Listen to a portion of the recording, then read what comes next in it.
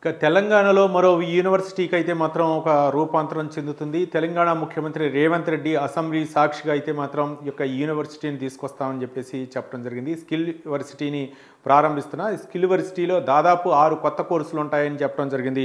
6 కోర్సులు ఏవంటే school of pharmaceutical and life sciences, అలాగే school of e commerce and logistics, school of banking, financial services, insurance, అలాగే school of construction and interiors, school of retail operation and management, school of animation, visual effect, gaming and comics అని ముఖ్యమంత్రి ప్రకటించడం జరిగింది. మొత్తానికి ఏదైనా సరే ఒక vision కానీ లేకపోతే ఆ సాఫ్ట్వేర్ని కానీ తీసుకురావాలంటే ఒక కాంగ్రెస్ పార్టీ తీసుకొస్తుంది.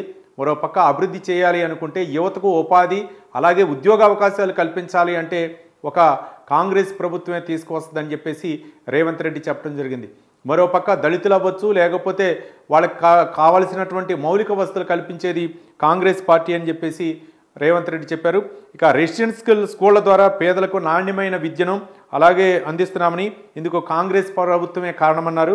మరోపక్క గతంలో అప్పుడు ప్రధాని నెహ్రూ సారథ్యంలోనే అభివృద్ధి ఫలాలన్నీ వచ్చాయి. ఇన్ఫర్మేషన్ టెక్నాలజీ కానీ లేకపోతే సెల్ ఫోన్ వ్యవస్థ కానీ ఇవన్నీ కూడా నాటి దివంగత ప్రధాని రాజీవ్ గాంధీ పునాది వేశారని చెప్పేసి సీఎం చెప్పడం జరిగింది. మరోపక్క దేశానికి ఏదైనా కొత్త సాంకేతిక పరిజ్ఞానాన్ని తీసుకొచ్చారంటే అది రాజీవ్ గాంధీ హయాంలోనే సాకారమైందని చెప్పారు. తర్వాత దివంగత నేదురుమల్లి జనార్దన్ రెడ్డి అప్పటి సీఎంగా ఉన్నప్పుడు కొన్ని సంస్కరణలు తీసుకురావడం జరిగింది.